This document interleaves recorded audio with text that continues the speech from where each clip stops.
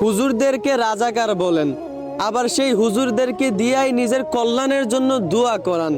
লজ্জা লাগে না?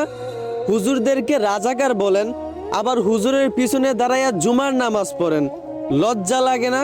কেন আপনার নেতার পিছনে দাঁড়ায় নামাজ পড়তে পারেন না?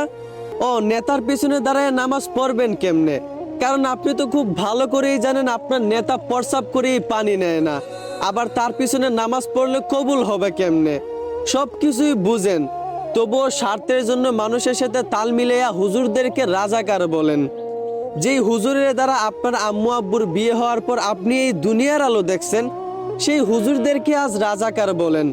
যেই হুজুরের দ্বারা আপনার কত আপনজনদেরকে জানাজা পড়ে দাফন করলেন, সেই হুজুরদেরকে আজ রাজাকার বলেন।